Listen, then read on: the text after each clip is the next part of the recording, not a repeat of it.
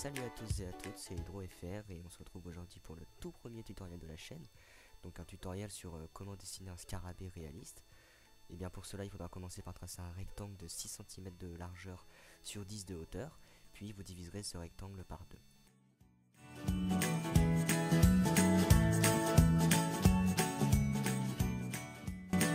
Enfin on divisera la hauteur par 3. Puis au deuxième tiers on tracera un repère qui nous servira pour différencier la tête du corps du scarabée. En partant de ce trait, on tracera un ovale qui sera la forme du corps du scarabée, en faisant bien attention que cet ovale soit quand même assez gros.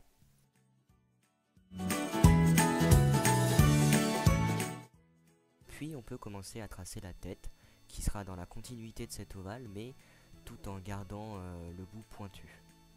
On va ensuite commencer à dessiner les cornes, donc il faut faire attention à ce qu'elles soient symétriques et de la même taille.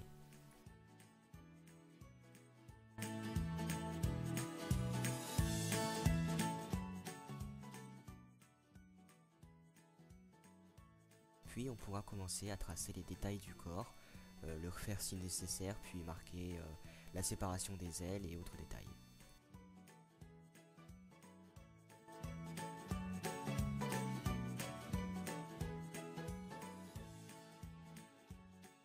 Alors attention, on arrive maintenant à la partie la plus difficile du croquis, c'est-à-dire tracer les 6 pattes de manière symétrique, et croyez-moi, c'est pas facile.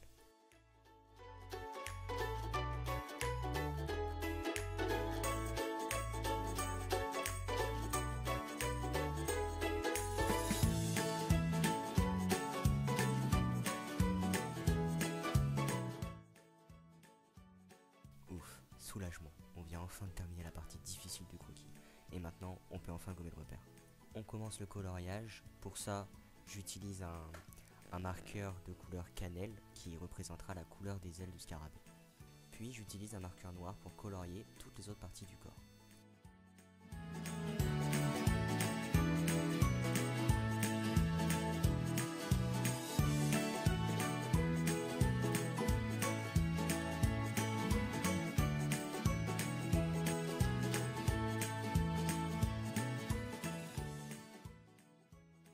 J'utilise ensuite un feutre noir avec une pointe très fine, vraiment histoire de marquer les ombres et aussi les contours de cette carapace du scarabée.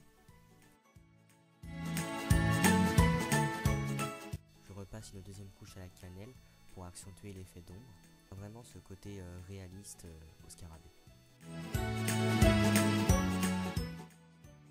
Un dernier petit coup de gomme.